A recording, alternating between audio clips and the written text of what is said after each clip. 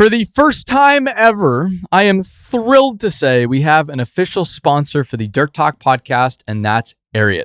I've worn Ariat boots on every job site I've visited over the years, traveling in them across 5 continents.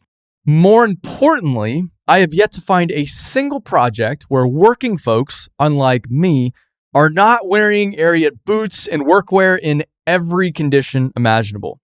And there's really good reason for that, and that's because it's phenomenal stuff. And the more I've learned about Ariat and the company, the more I've loved their brand. So with this, Ariat is offering any Dirt Talk listener 10% off their next Ariat order at ariat.com/dirttalk.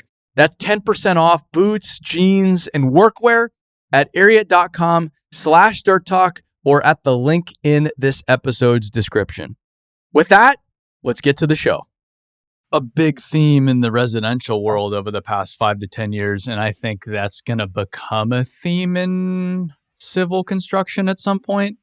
It already has started to happen in materials, but I feel like there's just so many companies out there without any kind of succession planning and without any next generation, and so That's they exactly right. Yeah, there's no option. I was talking with a materials company the other day. I was like, how do you find all these companies to buy? They're like, oh, they just come to us.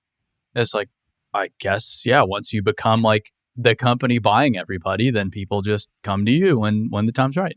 Well, and a company like Groundwork shows up and they've got, they're saying we want to still make you a partner, you become a founder, so forth. They have a really good pitch, but also like to the point you just made, most of these are mom and pops. Like this is generational or somebody started it and they're like tired. They're like, They don't have a son who wants to take it over or a daughter who wants to take it over. They're just kind of like ready to be done with it. So Groundworks is swooping in kind of at that moment, like, oh, you're tired? Let us take this off your hands. But they, they're really good to their founders. Their founders still have a piece in, they have equity stake in it. So they treat them well and I think treat them like family. So it doesn't feel like you're giving up like your life's work. Sure. You're just expanding it. So, well, which is, I think, how you in part become a buyer. But like that, you want to become like the preferred buyer. If someone's going to sell their business, because you don't want to just hand off your business to anybody. You've put everything, your whole life into this thing. It's like your child going to school. You want to make sure you're sending them to the right school. So people on the outside look at it like, oh, they're just lucky. They're just in the right place, right time. But I know there's a lot more to it than that. There's a lot more to it. Yeah, for sure. And like, even with as big as Groundworks is, there's a, million more companies, and there's a lot of small, and like, they couldn't possibly service the number of people in the certainly in the US or Canada now that need their services. So they're still, only, I forget the latest percentage, but if you consider all of Groundworks, which is such a huge, there's still a small percentage in the overall, industry. Yeah. Even though they have the biggest players and dominate the biggest markets, there's just some small ones. With that commercial for Groundworks out of the way, I feel like I just bring that up because I saw it yesterday. But I've been looking forward to this because we had you speak last year at the Ariat Dirt World Summit, and if I remember correctly, you went after Jocko and JP? Okay, so you go after the two guys, especially after Jocko. And I think Jocko has a brand and people know what they're going to get with Jocko. And so everybody was like, yeah, I got Jocko. And they were very happy. They were very pleased with that. But of the day, I feel like you surprised everybody the most because Jocko's Jocko, JP's JP, but then you took the same principles and made them very human and made them about your family and made them relatable in a different way. And I feel like people weren't necessarily expecting that, or it took the principles that make a lot of sense when Jocko talks about them. It makes a lot of sense when JP talks about them, but just like brought them to life in a different way. That's the story of my great. career at Echelon Front. Who wants to go after Jocko Willink, arguably one of the best teachers and speakers there is? Uh-huh. But I learned a long time ago that, hey, if I want to contribute something, I just have to be really authentic to myself. And when I talk about these principles, the excitement and the passion and the authenticity comes because I really believe in them, because I'm a product of these principles. So Yeah. I like being able to add a very different perspective and a very different angle to what these principles can mean, because I don't have combat experience. And for a long time, I thought that was like, that sort of disqualified me from being a really effective teacher.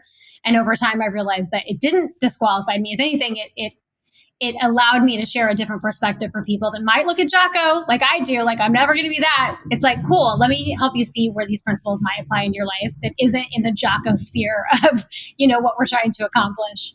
Sure. Well, I think you nailed it, and you continue to nail it. How did you link up with Jocko and Leif to begin with?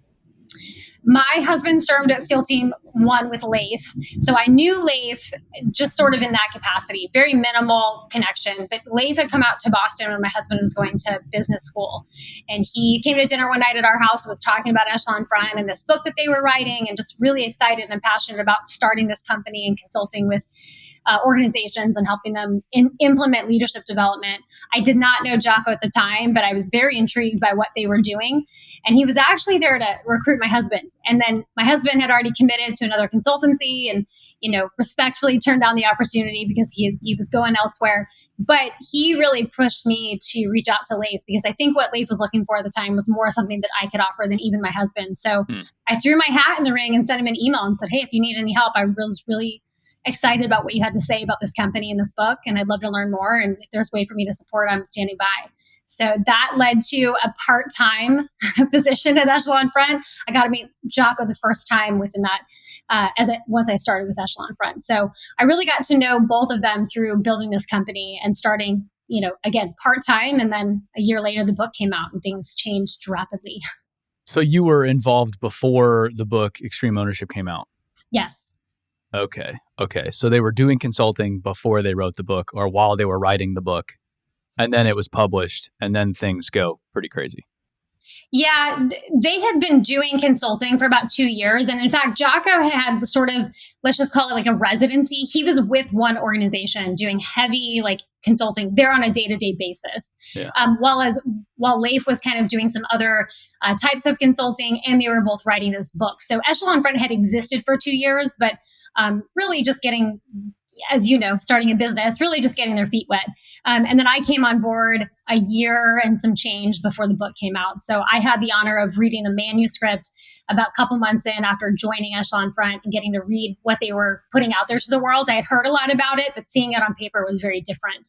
And that for me was a total game changer. Like the second I read that manuscript, I'm like, I'm in. Whatever these guys want, whatever I can do to help, I just want to be a part of this mission, because I immediately connected to these principles as something I could use. And I actually started seeing all sorts of benefits and changes in my life as a result of using them. So it was a cool experience to be a part of, that journey. I had nothing to do with the book, but to be a part of at least the building up of it and then the release of it a year and a half later, it was incredible. Why do you think it has resonated the way it is, or did? I guess it's been, I mean, I don't know how many millions of copies have been sold, tens of millions probably at this point. It's a big time book. Yeah. I think that was actually a little bit of a surprise for me, for sure. And I think even for Leif and Jocko.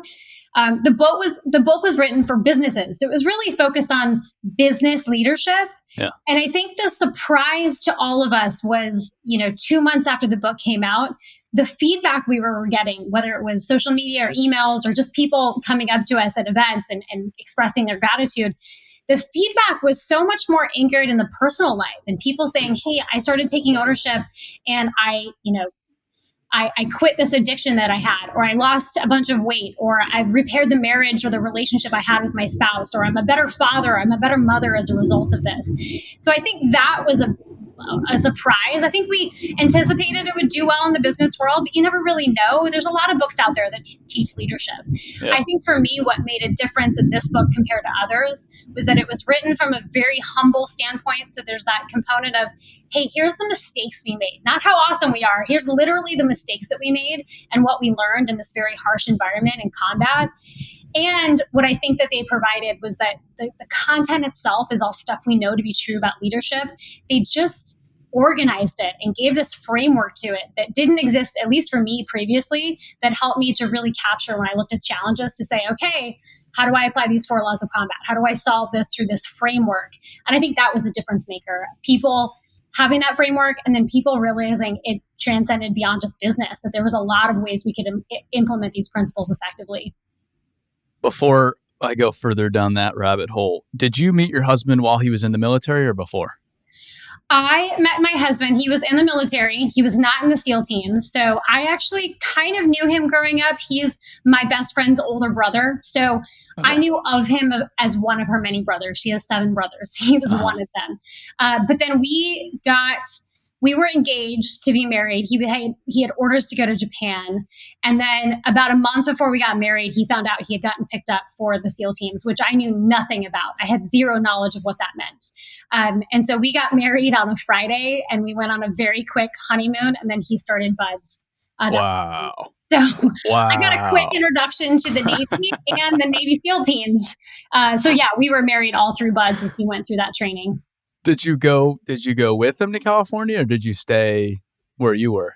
No, yeah, I went to school in Los Angeles. So we had gotten married and we were living in San Diego, and I see. we lived like half a mile from base. So we lived in Coronado. That's where the training is. And so, yeah, I got to see him all the time.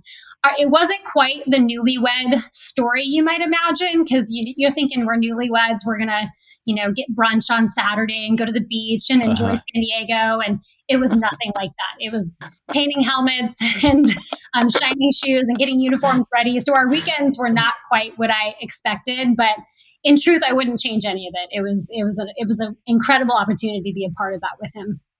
How long was he in the SEAL teams for? 6 years. 6 years. I think a lot of people, and we'll probably talk more about it, but people, like growing up, I always wanted to meet a Navy SEAL just because they have this aura, and it's like that was one of my ridiculous life goals: meet a Navy SEAL, because it's like, are these guys the way that you hear they are? I don't know, and I just wanted to verify for myself. And there's some things that are completely true, and other things that are not at all true whatsoever. Totally. How is it though being on the other side? Because that's not exactly a profession with a lot of work-life balance. So what is it like getting married to somebody that goes down that path and is down that path for years? Yeah, I wouldn't change any of it. I think in so many ways it forced me to recognize some of my own strengths and capabilities that I didn't even know existed. You sort of have to cultivate a very strong sense of emotional independence, because they're just not there. There's very little routine or schedule in your life. I mean, our rule was that he could tell me when he was leaving 2 days before, not for big deployments. We knew that was happening, but training was like gone a week, home 2 days, gone 4 weeks, home for a week. Like it was so sporadic that you really have to get comfortable managing yourself. And, we had kids pretty quickly. So a year into this, we had our first kid, and, wow. 2 years after that, our second kid. And so we went through multiple deployments. That work on the home front is legit. But I think about what made us successful. And unfortunately, in the military in general, but certainly in the SEAL teams, that success rate's very low. Yeah. And so when I think about what made us successful compared to some of my friends or people that we knew, one is that I didn't really know what I was getting into. So we got married. He started BUD/S, and I'm like, what is this? Okay, sounds good. And very quickly, I realized that I had to be able to manage myself, my emotions, our home, when we had kids, the things that our kids were doing. And I had to really take full and complete ownership of that piece of my life. I didn't know the principles back then, but if I look back through my life through this lens of ownership, what made us successful was that recognition. And my husband really pushed me to be independent and gave me a lot of autonomy, gave me a lot of control. We worked together as a team when he was around. It's certainly not without its challenges, but I honestly wouldn't change any of it. It made me recognize that I was much tougher than I thought. I was much more capable than I thought, much more independent. So there was a lot of learning lessons that came from that I would not trade for anything, because it made me who I am today. I ask about this because I think it's similar in a lot of regards in a lot of professions in the dirt world. there's a lot of people that are gone for a long time, or it's very sporadic schedules, or you're going over here, you're going over there, and a lot of marriages don't work at all. um, how do you not let that put a bad taste in your mouth though? Like how do you take that and make it into the positive that you made it? Because I feel like it could so easily go the other direction, and you just could become more and more bitter and resentful that you have to do everything on your own.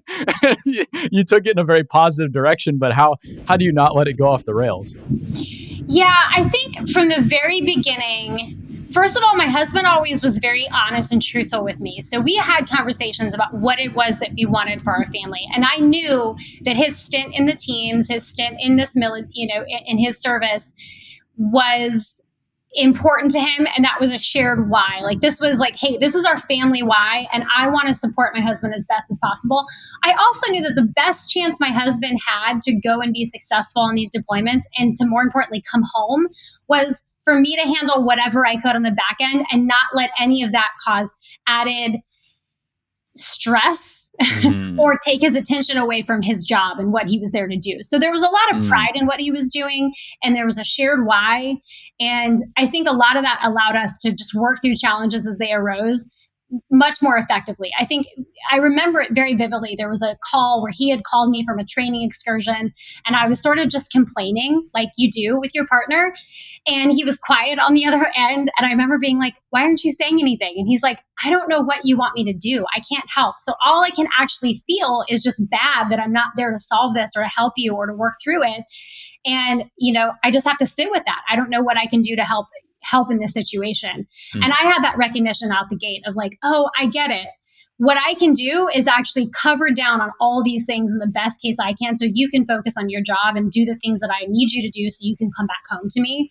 And so I just stopped complaining, and I would go to complain to a friend or find another SEAL wife, and we would go have those conversations, and we would share in that and vent. But with him, I tried to keep everything as, hey, it's good, everything's great, because I realized that was the best thing I could do for him, which ultimately helped us navigate things. Because it's kind of like any argument. If you have it in the moment, it's going to be heated. But if you give it time, like we had a lot of, then it usually goes away, and you realize those things don't really matter. We spend a lot of time focused on things that just don't matter. So I think that the time apart was a blessing in a lot of ways, because we had time to miss each other, and we had time to let anything that might have festered or become resentment dissipate before we saw each other again. So I look at it as a blessing. And I think a lot of spouses in general who are dealing with that time apart, if they just shift their perspective a little bit, they'd see that there's a lot of value and a lot of upside to that kind of lifestyle, despite the obvious challenges, for sure. The shared why, that's a big deal, I feel like, because at least I have not been very successful in this department. I'm 29, so I'm still trying to figure out who I am as an individual. But I think it's always been my why, which is, and I say that I'm laughing, but I feel really dumb, because it's like, well, yeah, no wonder it didn't work. That wasn't a successful formula, because it just doesn't, like, long term, it doesn't work that way. But I assumed it was a shared why, but it wasn't, because it wasn't explicitly talked about and explained and made into that. And so I feel like that in itself is a big deal. Oh, for sure. I think that was one of the very early conversations we had when he got picked up for the SEAL teams. Again, I knew nothing of what I was getting into. I didn't know what that training schedule looked like. I didn't know about deployments. I think I had in the back of my head, like, oh, at some point we'll have to deal with a deployment. But right away, he was very upfront and said, hey, here's what this training is going to look like. Here's what, if I even make it through this training, here's what the rest of our life is going to look like. But we also had a timeline. So my husband had never planned on staying through a career. He had other career aspirations. And so he knew it was going to be a 6 to 8 year stint in this position, and sort of gave me something to anchor to.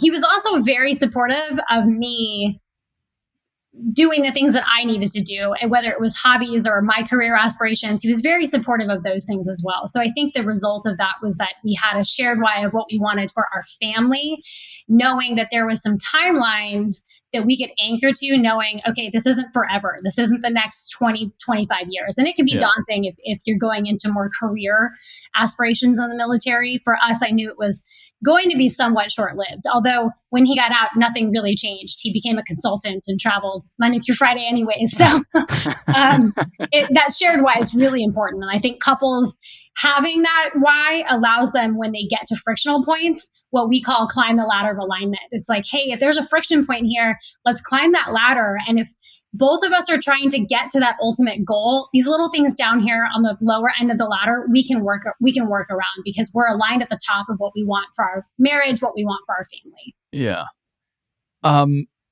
Now, when you going back to the book, you read Extreme Ownership. It starts to put a lot of these principles into perspective, give words to them.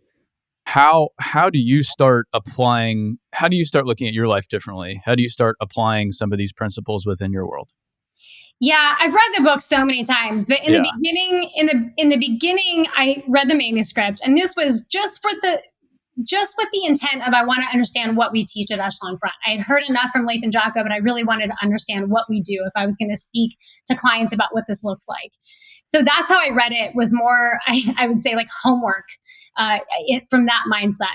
The second time I read it was when we started to recognize we needed to hire people at Echelon Front and build our team, because it was me, Leif, and Jocko for so long. Yeah. So the second time I read it was really from now this application of, how do I apply this at Echelon Front to build out a team and to grow our company? And then the third time I read it was when I was dealing with some challenges with one of my children.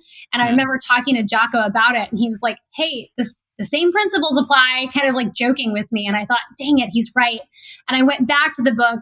And when I got to the application of business, I wrote down notes for application at home. So I started saying, okay, how do I apply this at home? This principle of cover and move, teamwork, working together, building relationships. And I would write that down in the margins of my book. And so through the three different lenses of those first three times that I read the book, I started to make connections for how I was going to apply this, whether it was at Echelon Front and building our team, or just the little ways in which I started to apply it at home with my family, which, to be honest, is where I saw the most impact, because it was changing the way that I spoke to my children, the way that I engaged with my husband. It just was totally shifting my perspective of being a mom, which I consider my greatest leadership role, and how I approach challenges within that role.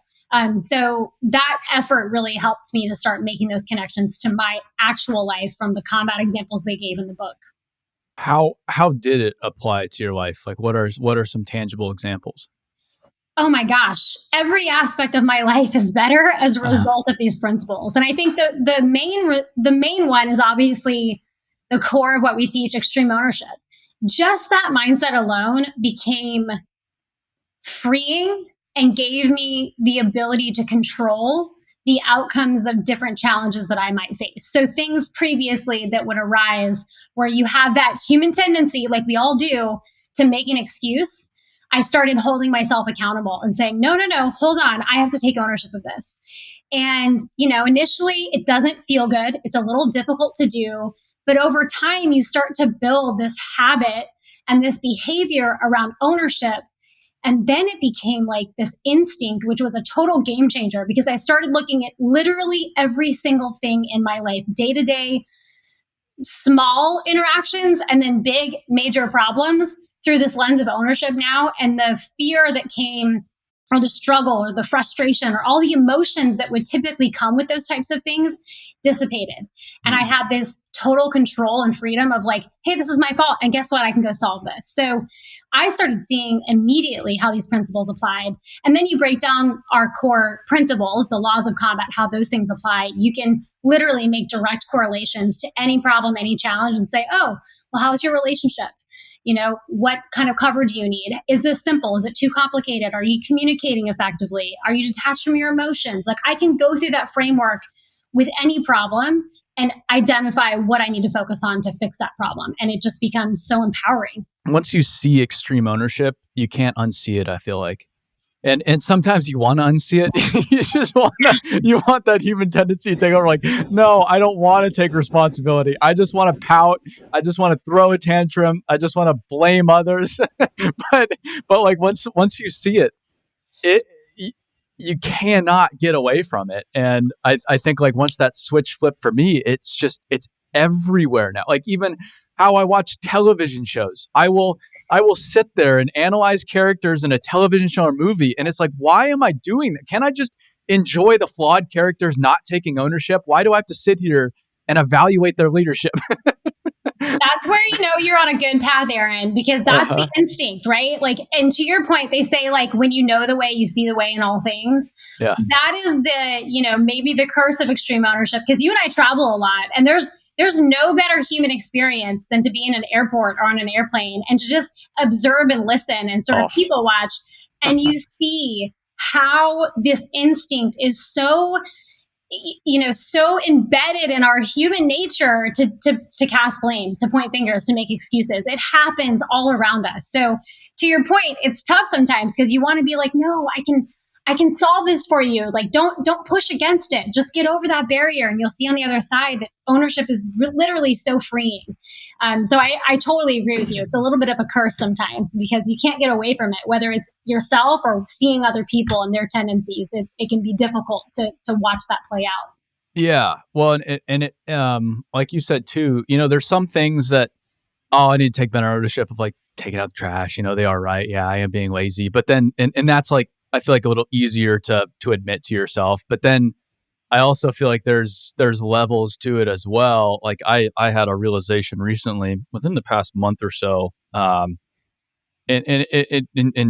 not describing it in too much detail since I'm still trying to figure it out. But the thing was, it was like, it was easy for me to brush something off that didn't work just because, it just didn't work. And, you know, they're just doing their thing. I'm doing my thing. And then I just, all of a sudden it just hit me like a lightning bolt. Wait a minute. No. Maybe it didn't work for those reasons, but you had a part in it, and you better figure out what this is, because if you don't, you're going to keep repeating this pattern, and you are never going to have success in this department. And it really was not a good time digging into that. I had a ton of anxiety over it. It was, you know, it brings up a lot of shame, a lot of guilt, all these quote unquote negative emotions. But then as you start to process it, it gives you like a sense of hope in a way, because wow, this is a pattern that I have gone down so many times that has caused so much agony that I have now recognized and have now been able to back up from, and now have these new tools as a result that I can use going forward and hopefully make something much better future state. And so while it's not a fun process at the other end, you're like, oh yeah, this is actually pretty cool. Well, I like the way you describe it, because we talk a lot about like people recognize when they're making an excuse, right? We all kind of know, like, I'm making an excuse right now. The way you described it was brushing it off, which is, it's a subtle way of just making that same excuse. And I love the way you described it, because I do think that's the cycle of ownership, is the initial resistance to taking ownership that we have to deal with. And then we decide, okay, I have to take ownership of this. And to the point you made, sometimes that doesn't feel good. And there is guilt, and there's a little bit of shame that comes along with that. And the problem is too many people get stuck there, because exactly what you just described happens. If you can get past that and you actually just accept that this is your fault, and you work through that pain or the guilt or whatever that you're dealing with, that shame you might feel of like, oh, I screwed this up. The other side is so freeing, and your feelings around it completely shift to just, you described it as hope, but like, cool, I can solve this now. That's power in my mind. That's control. So I think the more that we practice it, the easier it is to go through that cycle. Like, I don't necessarily feel sometimes that shame or guilt that I might have felt a couple years ago, you know, early in my EO days. And now it's like, I just jump right to the, cool, that was my fault. Let's figure out how to solve it. And like right to the hopeful, right to the control, right to the empowering piece of it. And I think if you create the instinct, that cycle becomes much more rapid, and you see so clearly that you actually did have a hand in this. In every problem you're facing, you had a hand in it. And when you can admit that, you can actually figure out how to solve it now. It's so cool. Well, and through this process, I realized two things can be true. One, yeah, it was destined to just not work out. But two, I still had a responsibility there and I still contributed to that. Even if it were destined to not work out, there are still things I can take ownership of and learn from this scenario, which was very helpful. It's like it's not always binary. It's not like it's 100% your fault. You better figure it out. It could be partially your fault, but instead of just saying, well, it was only partially my fault, it was mostly their fault, so I don't have to figure it out. It still is an opportunity to look at, oh, wait a minute, what did I say? What did I do? How could I do this differently next time? It's not like the black and white stuff, I think, is easy for me. Oh, wait, yeah, I don't have this relationship. Oh, wait, especially work. It's I think simpler here because it's, for me, this business is kind of my world. I have built this world to work really well with me and my personality and who I am. And then I go outside of this world and go figure the rest of the world doesn't function this way. And it becomes a lot harder.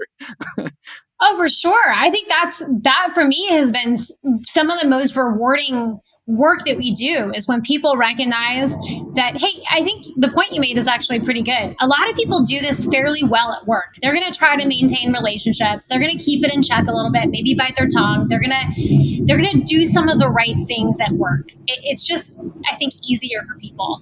And then they go home and it all goes out the window. Like everything goes out the window. We let our emotions get the best of us.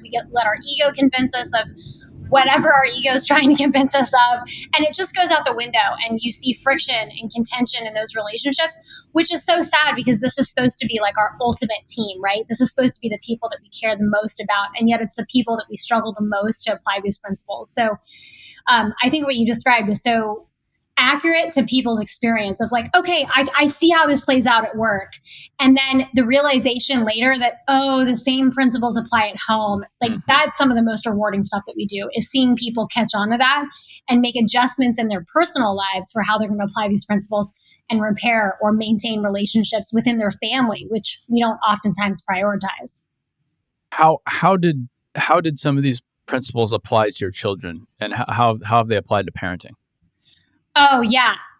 Every day I'm using these principles. So we teach the 4 laws of combat. The first law is cover and move. And the idea of cover and move is really teamwork. But I like to think of it as what we teach, which is relationships. Hey, if you want to have strong teams, you have to have strong relationships. And I think what happens in family relationships or parent-kid is that we don't put enough effort towards developing those relationships because they're already established. So your kid's your kid. You already have that relationship. And yeah, if people were to assess a little bit more their life, I bet you'd recognize that there's better ways and more effort that you should be putting towards actually building a relationship with your children. So I focus that on a lot. I was joking with Jocko this weekend because we got to see him at this lacrosse game, and my son was with me, and he's like, "Does your son have a mohawk?" He's got like the mullet mohawk kind of hair, right? Nice. And like, do I love the haircut? No, I like my clean cut kid. Am I going to expend leadership capital and damage that relationship over a haircut? I'm not. So my point is like, we have to prioritize those relationships every single day, even the relationships that are well established. And that means I'm going to prioritize that relationship over everything else. Now, I'm still going to put boundaries. There's still rules in our household, but at every cost, or at every instance, I'm going to try to prioritize that relationship as best I can, because I know that if I allow my kid to influence me, I offer them trust, I show them respect, I listen to them, I am more likely to get those things in return. And that's the foundation of what a relationship is. Simple. How do we communicate effectively with my kids? I use the tool we teach, which is the read back with my kids. It is an awesome way to make sure that when you're communicating, your kids are getting what you want from them, that you're communicating properly, that you're telling them the things that you're communicating in a way that's effective. When it comes to prioritize and execute, it's all about detaching from our emotions, which I have to do regularly. I've got 3 kids in 3 different sports, running 3 different ways, one in elementary, one in middle, one in high school. My ability to prioritize and execute effectively is critical. And a lot of that is detaching from my emotions, not letting my emotions get the best of me, which is very difficult with our children. And then, of course, our 4th law of combat is decentralized command, and that's empowering your kids to lead. So I am empowering my kids as often as I can to solve problems and come up with solutions on their own. And part of that is just leading them to be able to set them up for success so that they can make decisions beyond just here in our household. So those 4 things play out every single day in our household. There's some capacity in which I'm implementing one of those 4 laws of combat. And then, of course, the idea of ownership. I'm taking ownership constantly with my kids because I feel like there's no greater gift you can give your kids than helping them to cultivate this mindset of what ownership looks like. And I see that when a kid gets an assignment, misses an assignment or is late on an assignment. How do I help them navigate the feelings of frustration or stress? How do I help them navigate or role play a conversation with their teacher in which they take ownership? Those are opportunities for me to help them cultivate this idea of ownership. And I'm telling you, in every situation that I have helped them to cultivate that idea, help them get to the point, because it's not in their instinct to take ownership, it is proven to work. So if I can do that over time, then they start to recognize, oh, when I take ownership, things are easier for me. I can solve these problems. Yeah. And when I don't, it's when I hit the wall. It's when I don't get what I need. It's when I'm stressed and overwhelmed. So it's helping them recognize those things and just showing them what it looks like through my example. What, and I don't think this way, but like, what if you get the criticism like, well, Jamie, wow, are you just raising, 3 little Navy SEALs over there? Do you let your kids be kids? Do you let them have any fun? Like, it sounds like it's like a military camp over there. I know it's not, but I feel like people, they take these principles and extrapolate them to be still like military Navy SEAL principles. But I'm assuming, I've never been around your family, but I'm assuming this is just happening naturally. Your family is just a family. It's like any other day anywhere else. You're just working this into everyday life as you go. 100%. My focus during my interactions with my kids is to simply be a model of what we teach. And then periodically I have to ask earnest questions and help them navigate through problems using these principles. But I'm not like sitting my kids down and it's like, hey, listen, we're going to focus on the 4 laws of combat. Like we're not formalizing it that way. If anything, one of the best examples is like when I want my kids to regulate their emotions, right? You're feeling frustrated or tired, those are fine emotions. What you can't then do is treat me like crap or treat your siblings like crap or react in this overly emotional way that's not going to help you solve this problem. So I want my kids to be able to regulate their emotions.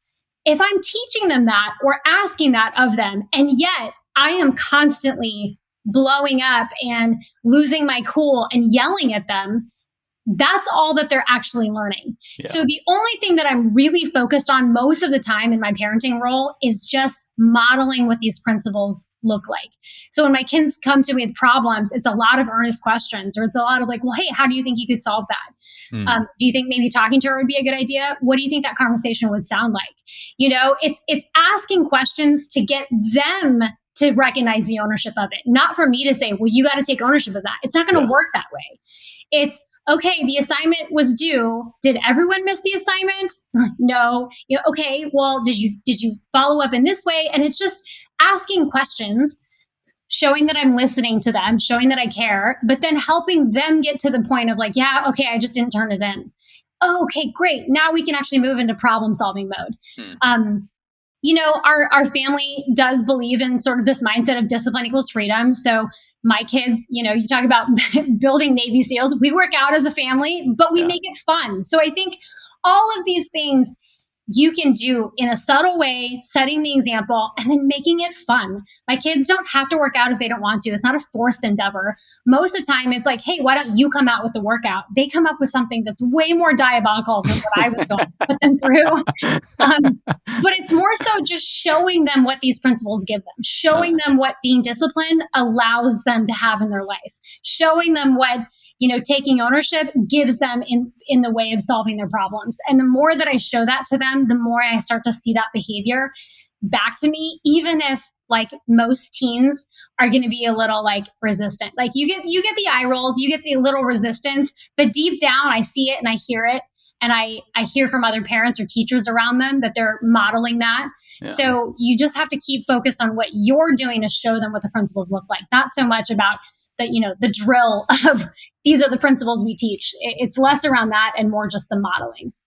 Well, and to that note, one of my favorite things I heard and remember from the council was intent has a smell, and I know they say it all the time, but I feel like if your intent was, ooh, these are principles that I can use to better control my kids so my life is less chaotic, it wouldn't be very effective because kids are way smarter than people, I feel like, give them credit for being. They're so intuitive. They understand things, I think, so much better than adults in many ways from like an intuition standpoint, because they don't have all these barriers built up yet as you become an adult. But I think from your perspective, you've been able to put them into practice with you as an individual, and you wholly believe in these principles because of what they've done for you. And so you're able to genuinely teach and model them because there's a genuine sense to it. Because it's worked for you first and foremost, which I think is the most important part here. Yeah, you bring up a good point. When I'm modeling this behavior, I'm not taking ownership because I'm just trying to show them what ownership looks like. Yeah. I'm taking ownership because I really believe in this situation, this was my fault.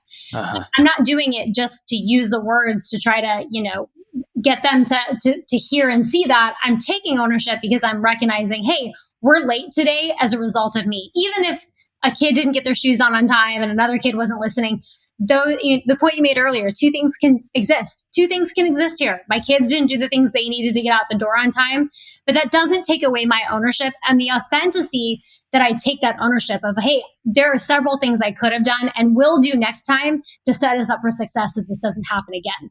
Mm-hmm. And when I take it authentically, when I take ownership in a sincere way, typically the reaction that I get is much more disarming and much more it's a much more collaborative environment, even with teenagers who tend to assume ill intent for everything or tend to be more like resistant towards that. Like, it's easy for a kid if I take ownership. It's easy for my teenager to sometimes be like, yeah, okay, fine, it's yours. Like, they're just they want to resist it a little bit more. But you see it behind their eyes. You see it through a little interactions or things that they say, that it's making a difference over time. I think it's just in teenagers, specifically teenagers, their nature to push back a little bit on really anything. It's just part of, I think they're growing up to make them more resilient so that they can be on their own someday. I think it's part of our human conditioning to be a little more resistant in those years. Yeah. Well, yeah, you start to realize how dependent you are upon your parents and start to recognize, man, I gotta get on a different program. Or you start to realize your parents aren't perfect. Like, wait a minute, they don't have things figured out. Hold on a second. Yeah.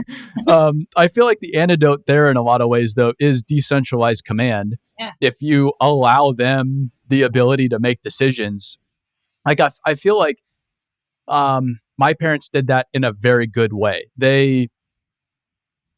I think I've seen this. I'm not a parent, but I've seen this with other parents and how I came up. Parents will tell kids, I trust you. And then they'll assign these rules that clearly state, I don't trust you at all. And so they'll say it, I trust you. But then the rules or whatever, the regulations, whatever going on in the household, there's no trust there. It's command and control. But my parents were really good, here's the bounds, operate within the bounds, make your own decisions. And then if there was a decision that was up against one of the bounds, hey, we got a little close there, didn't we? Or, if you go past the bound, hey, you crossed the line. And so here's what happens next time. But I didn't have to cross the line a lot because I had so much freedom in the middle. And I knew that they, for whatever reason, legitimately trusted me. And so because I had that trust and the ability to make decisions on my own, I didn't want to jeopardize that because I knew that the freedom to have to make the decisions I was making was way better than having all the rules a lot of my friends had. And so I didn't want that to go away. Yeah, we call it the guardrails. And we always say that the best thing you can do, and this exists in business, but certainly in parenting, is letting your kids brush up against the guardrails of failure. So here are the guardrails, the boundaries, the parameters you can operate within. And you want to if you want to create independent children or even independent leaders on your team, you want to let them fail. Now, there's a difference between letting my kid, learn the impact of not turning in an assignment on time or not studying for a test, and other things that might be more detrimental to their livelihoods, right? I'm not going to let my kids fail to the point of like impacting their future. Yeah. No Grand Theft Auto. Exactly. Yeah, but within that, I'm going to give them a ton of freedom and a ton of ability to kind of have their opinions about things, to come up with plans, even as much as like something so simple, like what are we going to have for dinner tonight? You'd be amazed at when I put my kid's name next to like, I know we're going to have a busy night, and I put DoorDash knowing we're going to order in, and I'll put next to it Brendan, and he'll be like, yes, it's my decision for dinner. Like there's power in giving your kids a lot of options to have a say in what's going on within their world.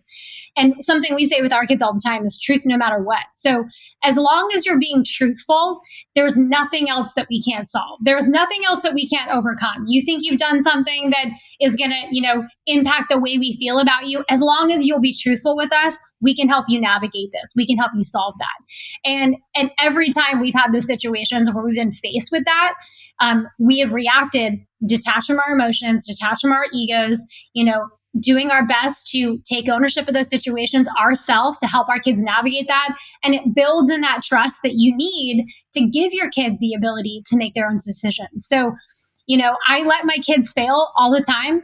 I let them learn the consequences of things all the time to the best of my ability without putting them in harm's way. And I give them a million choices and a million freedoms to decide how we might operate in our household and for themselves. And I think the more we can do that, the more we create independent leaders who can solve problems and navigate challenges on their own.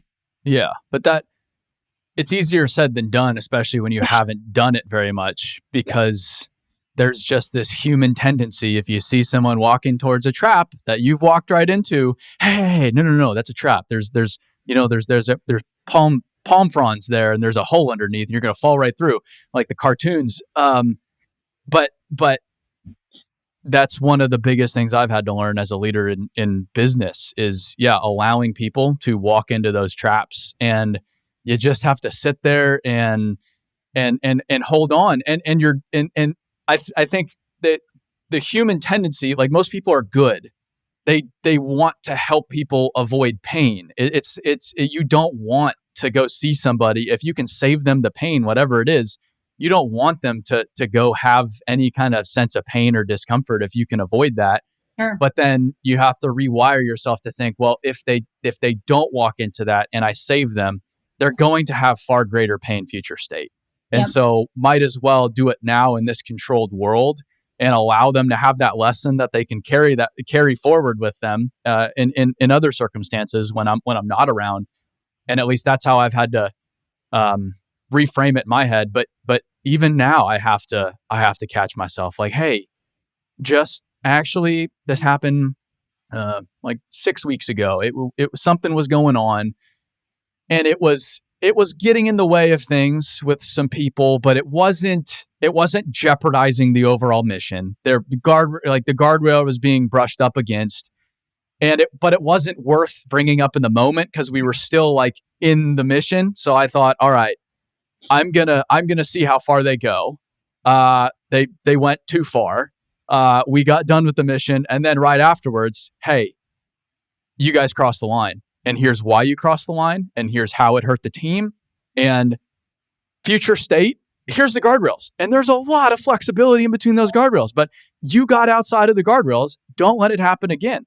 But it was hard in the moment because you just want to correct it when you see it. Yeah, that's our nature. I was just on site with a company the other day, and I know we've been talking a lot about kids, but this applies everywhere. And I was with this particular.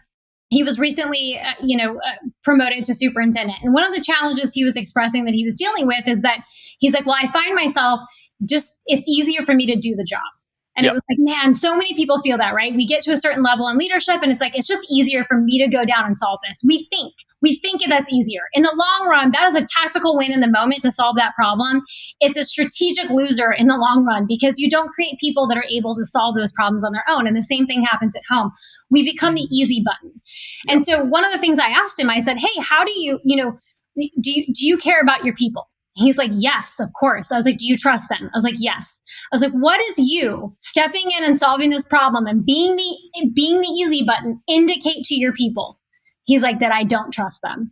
And I was like, exactly. So if you care about your people, if you care about your children, which we do, of course, you have to be willing to let them brush up against those guardrails, to let them make some mistakes. And the point you made, what we teach clients to do all the time is let them fail, let them brush up against those guardrails, let them try to figure it out in the same way that you had to figure these things out through the mistakes that you made. But make sure that afterwards you're debriefing that.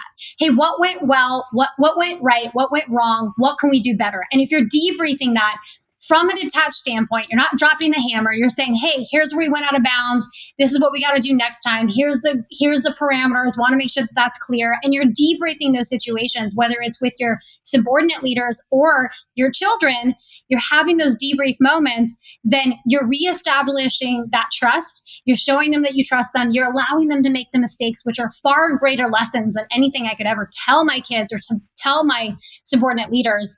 I can tell them all day long, don't walk into that hole covered by the palm trees or whatever, but they're going to do it. And the best way for them to figure it out is to do that on their own and recognize it for themselves moving forward. So you let them make those mistakes, you debrief it, you set those parameters, reestablish those parameters, and then give them as much freedom as you possibly can within those parameters. And if you do that, you create a ton of trust up, down, and across the chain of command, which over time will supersede your need to have to solve these problems because you will have people that are capable of stepping up and solving those problems for themselves. In this vein, I've been guilty of the opposite, which is because my confidence is naturally quite low, and because I'm young and dumb, I don't know really what's going on. And so we got into some deep trouble over the past few years because I thought I was being a great leader. And see, this is an example of how sinister this can be. I thought I was doing the right thing. I was like, I'm doing this. We have all these great leaders, and they're just leading. They're just doing their jobs. Why would I need to have any idea what they're doing? They've got it covered. And it wasn't like they were necessarily taking advantage, but then it just, everything just got all morphed into some weird blob that had no real structure because I just had my head in the sand. And so it was a lesson. I have been guilty of too much, but I've been way more guilty of being way too aloof and then not taking ownership of that. But then once you see it, you can't unsee it. And it's like, oh man, I have been way too detached. I've been over here just assuming everybody sees what I see. No one sees what I see because I'm the only one that sees what I see. And so if I'm not telling them, if I'm not building those relationships alongside them, supporting them, understanding what the heck they're doing, it doesn't work. And so I've interestingly been at the other side of it. Well, what you're describing is what leaders everywhere deal with. And that's why Leif and Jocko had to write the second book, right? The first book was Extreme Ownership. And what happened was people read that and they just started operating in the extremes. And so Leif and Jocko, they always say the biggest mistake they made was naming it Extreme Ownership because people went to the extremes one way or the other. So the second book was called Dichotomy of Leadership because they realized they had to help people understand there's a dichotomy and we have to understand what our tendencies are because we all have our own tendencies and be able to navigate and balance those two dichotomies. So in your situation, you're reading Extreme Ownership and you're like, man, to be an effective leader, I have to be detached. I have to implement decentralized command. I have to let my team lead. But we go to the extreme. So the dichotomy of that is to recognize, oh, I need to be detached, but not disconnected. And there's a balance within that. I need to understand where I fall. And if you're someone, and listen, Jocko is in that same bucket. He is much more detached as a leader. And so even with our relationship, I sometimes have to say, hey, Jocko, I need your help on this one, right? Because his instinct is to just let us run with it. Mm-hmm. Now we have enough trust that he knows that if I really need him, I can call him and ask him for help. And then the opposite of that are leaders that are so involved that they're micromanaging their team. that they don't understand the impact of being in the weeds and being in the details and what it's doing to stifle your team from making decisions. So it's really important for leaders and parents to recognize what your tendencies are so that you recognize where you need to practice balancing that a little bit further. And through this situation, you probably realize, oh, my tendency is to be too detached. So I've got to figure out some check-in points with my team so that I can stay connected to what we're doing while still not necessarily jumping in, or what we see a lot of leaders do. We call it the whip effect, where it's like, oh, I'm too detached. I'm going to swing to the completely other side of this dichotomy and I'm going to be a micromanager. So in all of that, we have to find balance. And that, I think, is one of the hardest things for leaders to do. It's like, hey, I know my tendency is to be too detached.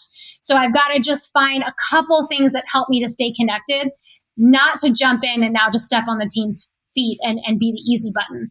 I'm probably the opposite. I enjoy so much of what we do that I like to be in it. And I have to recognize that sometimes me trying to be in it too much just for the sake of just loving what we do, I can come across too much of like, I'm not letting my team make those same mistakes that I made. So I've got to work on being balanced there and being a little bit more detached than my instincts might be. So we have to know that about ourselves. That takes a lot of self-awareness.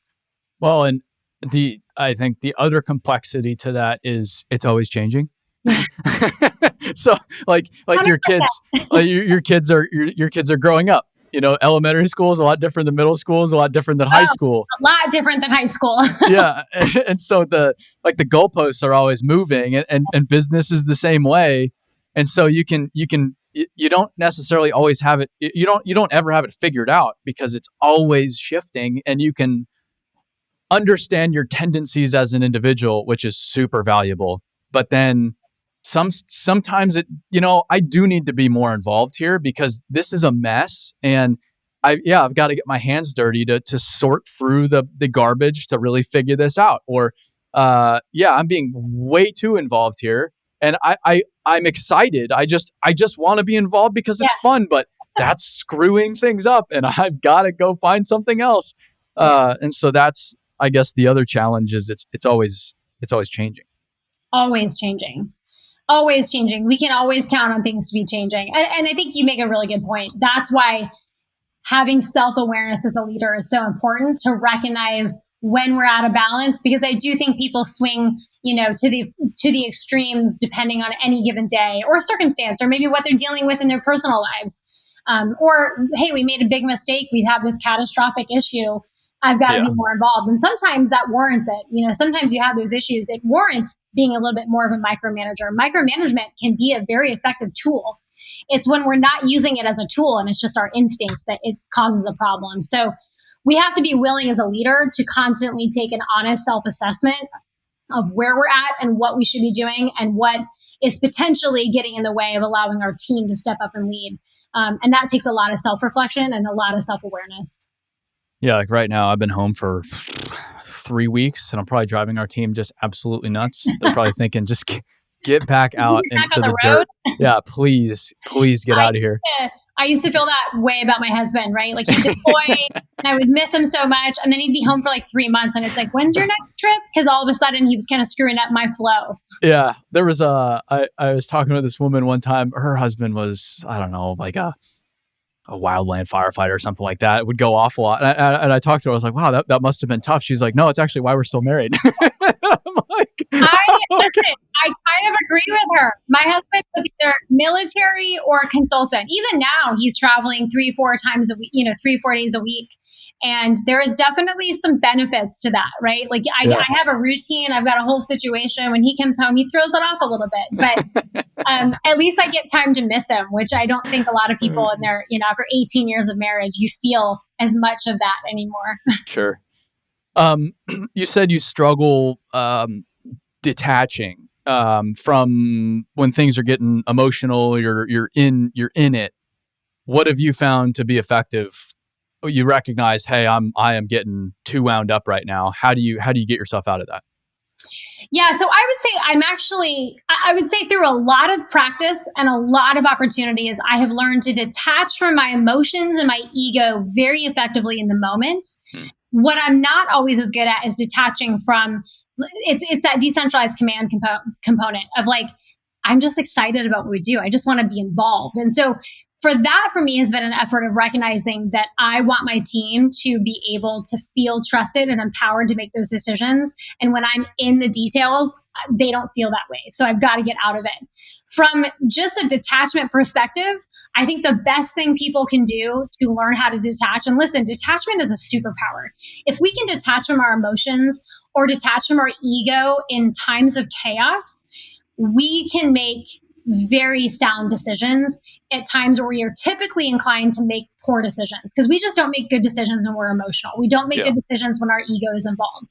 Our emotions indicate that something is wrong. So we have to be willing to recognize, oh, I'm feeling this way, I need to address this. But we can't make decisions in that emotional state. So what I recommend people do is understand what their red flags are. So all of us have things that indicate to us that something is wrong. Some people get, their face turns red if they get nervous, or they feel fidgety, or they get a moment of like almost stall, like I don't know what to do right now. And they feel that moment of emotional impact. That's a red flag that tells you, hey, you're feeling some emotion, something is going on here. And then we have to have an action plan of what we're going to do when those moments come, so that when those moments come, we say, okay, I'm going to take a breath. I'm going to take a step back. My daughter has a little action plan when she feels emotional. It's a 10-minute break, eat a snack, jump on the trampoline, right? Like, she has a little action plan. So when she's feeling a little emotional, I say, hey, go implement your action plan.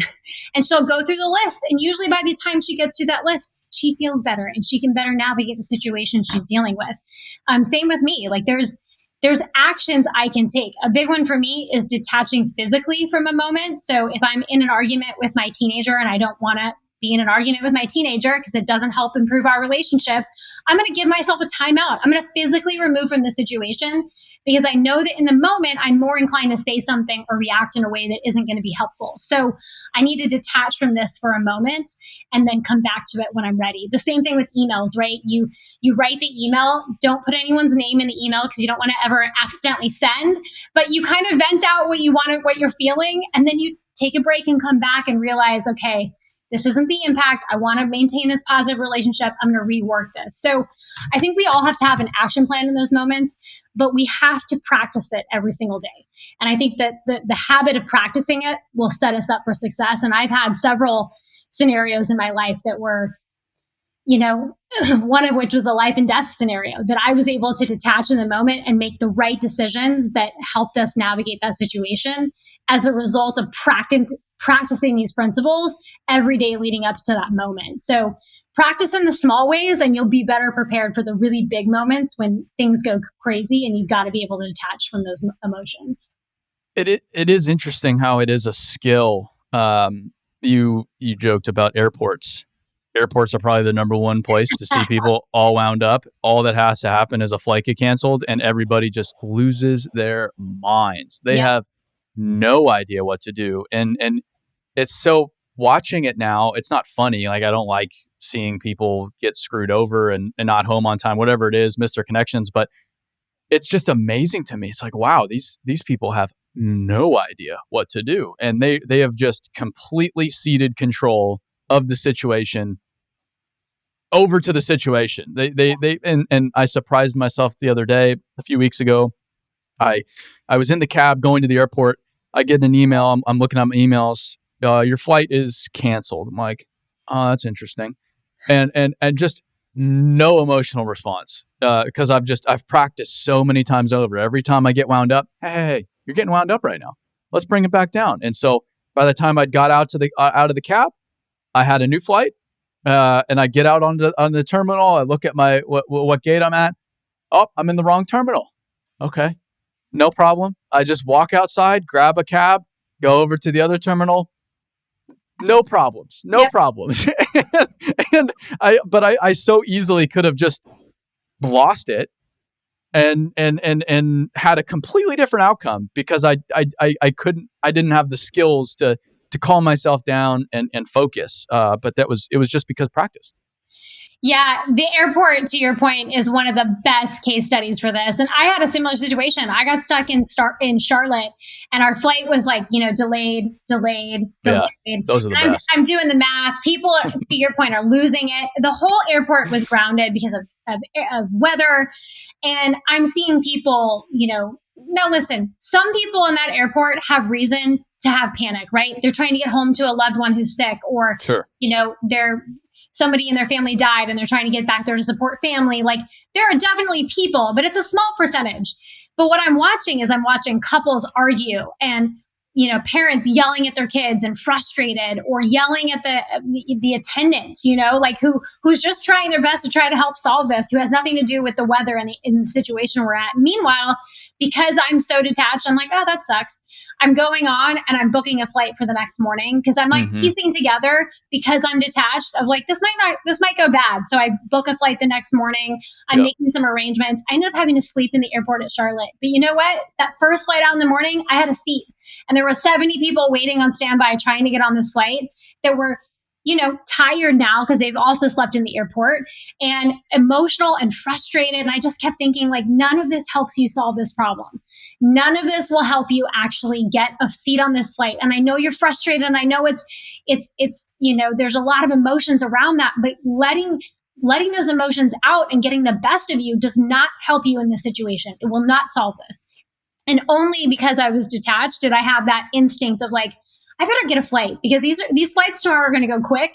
If for some reason this gets canceled tonight and we don't fly out, which is what happened. So I think it's so true. When we control our emotions, the outcome, even if it's not the outcome we wanted, typically is met with such a better mindset and attitude. And we navigate those challenges so much more smoothly when we're not letting our emotions get the best of us.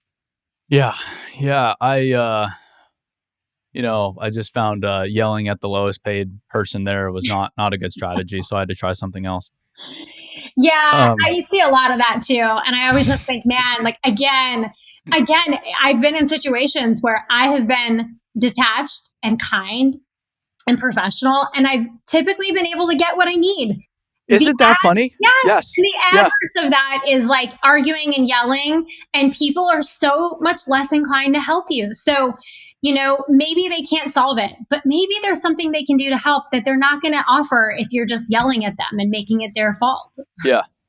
We were flying out of Australia, and one of our guys, he went before us, and he got all this grief from whoever was at the baggage counter. Like, his bag was overweight, and they made a whole big deal out of it. But he gets very worked up, and he was really worked up about it the whole way back home. And me and the other guy, we're very cool, calm, and collected. And so we get there, we're sweet talking the people at the counter. How you doing? You've been working all night. Good grief, man. Like, how long's your shift? 11 hours? Man, you must be exhausted. Not a single problem. Just go on through. And maybe that had nothing to do with it, but it doesn't hurt. It doesn't hurt at all. I'm telling you, I have seen so many scenarios play out in my life where, when I'm detached and I'm professional and I'm kind and I focus on building a relationship, things just work out. They just work out. And even when they don't, and you have to spend the night in the Charlotte airport, I still was able to navigate that.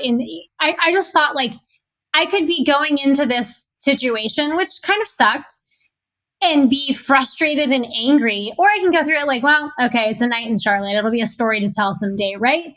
Yeah. And that just changes even your perspective. So it changes your mood. It impacts everything. And you've seen it before, where something happens, you get frustrated, you get emotional, and then 17 more things happen. Because I just think we make dumb decisions, and we bring from the universe the energy we're putting out there. And so we're negative and emotional, and then just more things spiral. Whereas when I am detached, even if things continue to not play out in the way that I'm hoping they will, my attitude is different, and I can navigate those things so much more effectively than when I'm allowing my emotions get the best of me. Absolutely. Well, I know, speaking of flying, that you've been flying today, so I won't keep you a whole lot longer. How do people get involved with Echelon Front if they aren't already? Yeah, we have a ton of different ways we serve clients. Our goal at Echelon Front is focused on three things: impact, reach, and growth. So we want to impact the clients that we serve. We want to help them understand leadership, whether it's an individual or an organization. We want to reach more people because I know this to be true for ourselves, that these principles work. And then through those two efforts, we get to grow as a company, which is an awesome, ambition to have as a startup and a growing organization. If you want to know about what we do at Echelon Front, echelonfront.com, we do everything from online training and courses, a lot of free courses that we offer, all the way up to long-term, more in-depth consulting where we're bringing in leadership programs and training to your organization and everything in between, keynotes, workshops, the whole nine. So if you want to check that out, we have a ton of cool events too. So if you're an individual, you're not with an organization, you want to come participate, similar to what you guys do for the Dirt World Conference, you can come to events that we host that are focused on leadership, whether it's the Women's Assembly or a muster or some of our hands-on training that we offer, which are kind of fun. You get to shoot people with laser guns and learn leadership lessons all in the same. Yeah, with what you all do, there's no shortage of ways to see it. It's wild how much you all have going on. Yeah. Talk specifically about the women's assembly, though. I think that, again, like, Jocko really resonates with the construction industry because it's male dominated, and everybody's like, yeah, Jocko, Yeah. so on and so forth. And Leif and JP and all these guys. Like, we don't have to sell Echelon Front to the dirt world, but I feel like people that aren't, mainly man, alpha dog, a lot of women, they don't necessarily resonate with it right away. So I think the women's assembly is pretty phenomenal in that regard.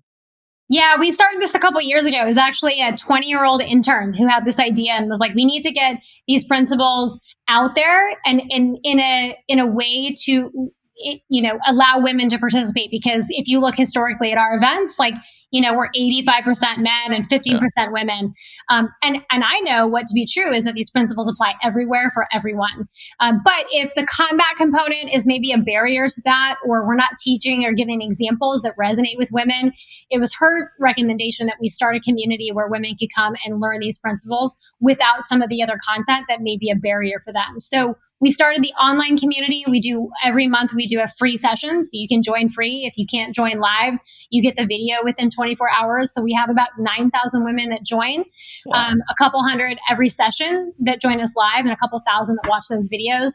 And then last year that translated, after the community had grown so much from a lot of feedback, to a live event. So now we do a 2-day leadership conference for women.